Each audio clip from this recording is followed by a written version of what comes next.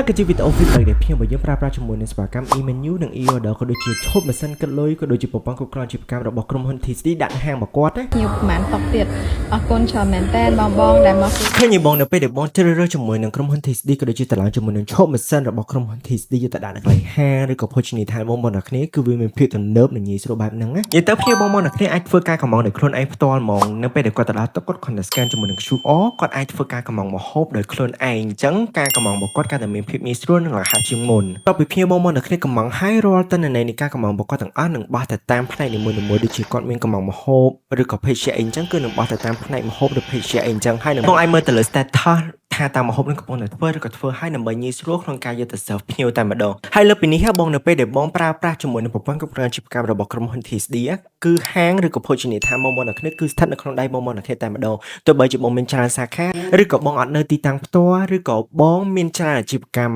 គឺបងអាចគ្រប់គ្រងហាងបងប្អូនអ្នកគ្នាបានយ៉ាងដិតដល់អំពីស្ថានភាពចំណូលចំណាយ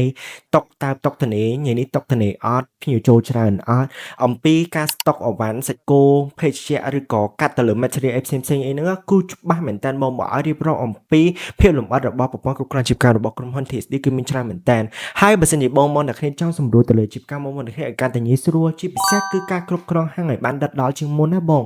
ប្រើប្រាស់ជាមួយនឹងប្រព័ន្ធគ្រប់គ្រងអាជីវកម្មរបស់ក្រុមហ៊ុន TCD ទៅដឹងតែអត់ខុសបំណងហើយបើសិនជាបងចង់មកសាក់តេស្តផ្ទាល់គឺបងទាំងអស់គ្នាអាចអញ្ជើញមកកាន់ក្រុមហ៊ុនតែជាមួយនឹងប្រព័ន្ធគ្រប់គ្រងអាជីវកម្មផ្ទាល់បានមុននឹងតឡើងដឹងតែបងពេញចិត្តហើយព្រោះដោយសារយើងមានមុខងារច្រើនណាស់ដើម្បីសម្រួលទៅលើអាជីវកម្មបងអ្នកគ្នា